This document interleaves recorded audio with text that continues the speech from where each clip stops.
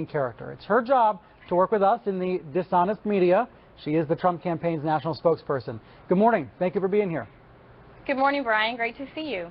Let me play the media, okay? Explain to me why people like me don't understand Donald Trump. What is it the media doesn't get? Well, first, this is just, human beings. Not every interesting person is universally liked, number one. Number two, you have the media sort of upset and actually whining now because Donald Trump isn't playing by their rules, and these rules don't apply to Democrats. That's the problem people have with the media. What's an example? I'll give you a couple. Let me give you a couple of examples, Brian, because we didn't see coverage on CNN wall to wall recently when the administration came out and said they wanted to add biometrics to the vetting process for refugees, because guess what? That's going to be in a database. But we did hear for 2 weeks that Donald Trump wants a database for these Muslim refugees, and it was insanity. We don't hear back-to-back coverage on CNN about Hillary Clinton lying to the American public, knowing that we had a terrorist attack in Benghazi, and she blamed an American citizen who made a video. But yet we spent weeks on talking about a head count when Muslims celebrated 9/11. So I think that goes to show the dishonesty in media. I did see that last night Trump said that Katie Tur, the NBC correspondent who was there, should be fired. I can't remember another candidate that would call for a reporter to be fired. Did you agree with that call? Well, you know what I agree with? I agree with there's dishonesty in the media, and if it's your job to report the news and not make it up and you're not doing your job, you should be fired. Well, what do you view the job of the press to be? Do you believe we should be fact-checking the comments that Mr. Trump makes? I think the press should be reporting both sides of the stories. I mean, when was the last time you fact-checked Barack Obama? Because we haven't seen that lately. So I think as long as you're doing it fair, it's considered journalism. Let me ask you. Okay, so hold on, Brian. So are you telling me that you fact-check global warming as the cause of radical Islamic terrorists? You fact-check that? I wouldn't say it so vaguely. I would add a lot more caveats to that sentence. But yes, there is some evidence of that. There are some studies. The California gun control laws, did you fact-check that California gun control laws would have prevented a terrorist attack? Did you fact-check I'm with you. If you're calling for more fact-checking, I'm with you on that. I think we do need more fact-checking. I want to play that clip again in which President Trump yesterday was talking about media coverage of terrorist attacks. Let's roll the tape. You've seen what happened in Paris and Nice. All over Europe, it's happening. It's gotten to a point where it's not even being reported. And in many cases, the very, very dishonest press doesn't want to report it. They have their reasons, and you understand that. After he said that, the White House released a list of the attacks that he was supposedly referring to as, in his words, not even being reported. I want to put up some footage of CNN reporters covering the attacks on that list. I spent 2 weeks in Paris in 2015 reporting on the attacks. We also see on the screen dozens of my colleagues, Alison Camerata covering the bombings in Brussels, Chris Cuomo and Anderson Cooper reporting on the supermarket attack in Paris, Brooke Baldwin covering the attack in Nice, Victor Blackwell reporting on the shootings in San Bernardino. Kellyanne, CNN and other media organizations cover terrorism around the world all the time. Saying that we don't cover terrorism, that's just false.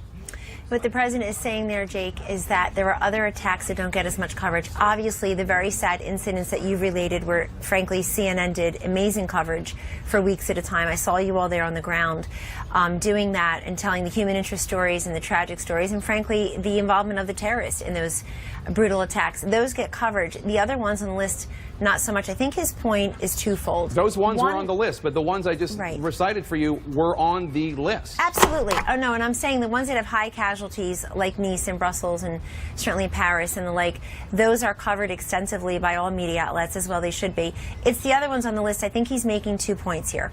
One is that we just can't allow ourselves to become inured to terrorist attacks, to see it as the new normal. And so if we're not covering all of the many different attacks and that they're all ISIL-inspired attacks, in this case, the ones that he was referring to in the list that was generated, as I understand, Jake, then we want people to realize that then that's what leads him to want extreme vetting from prescribed countries in a very temporary way. Number two, the point that he is making is, according to the Tyndall report and other sources, we have inordinate coverage on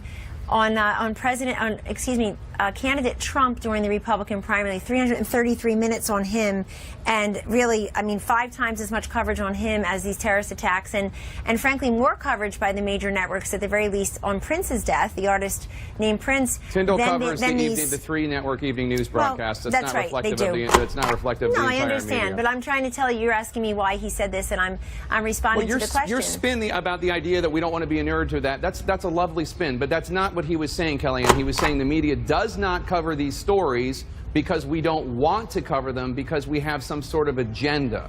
That's what he was suggesting, and it's offensive given the fact that CNN and other media organizations have reporters in danger right now in war zones covering ISIS. And I just don't understand how the president can make an attack like that. There's no question about that. Well, first of all, I want to tell you, I don't intend it as spin. I'm crediting the coverage that CNN and your colleagues across the media gave to these high-profile and high-casualty, very sad, very vicious attacks. They're on the list of undercovered attacks. As were dozens and dozens of others. But I do know what the president's point was, because I've discussed it with him directly. And it's that we need to make sure that people understand that what was stated by Hillary Clinton, Secretary Clinton, in her convention speech, that these are our determined enemies, is a really light way of referring to radical Islamic terrorism. He's willing to name it, and it was a big piece of his campaign.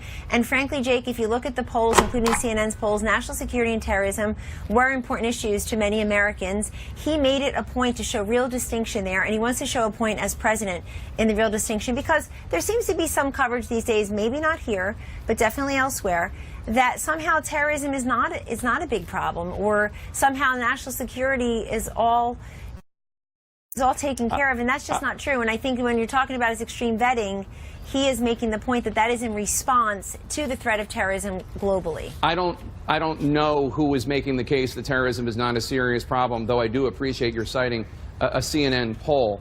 President Trump was clearly saying that the media does not cover terrorist attacks that we clearly cover, and he was saying we don't do it because we don't want to do it and because we have some sort of ulterior motive in that. That's not what you're saying right now, but that is what he's saying. But while we're on the subject of not addressing a terrorist attack, I want to ask you, in Quebec City last week, a white right-wing terrorist opened fire on a mosque filled with innocent men, women, and children. 6 people were killed. President Trump has not said or tweeted one public word about this. You want to talk about ignoring terrorism? Why hasn't the president offered his sympathy to our neighbors in the north? I know he's sympathetic to any loss of life. It's completely senseless, and it needs to stop regardless of who is lodging the attack. We of course are very sad about loss of life here, and he is talking about trying to stop terrorism and people who want to do harm to this country. And I'm sure in the case of our neighbors to the north, I'm glad that the Prime Minister of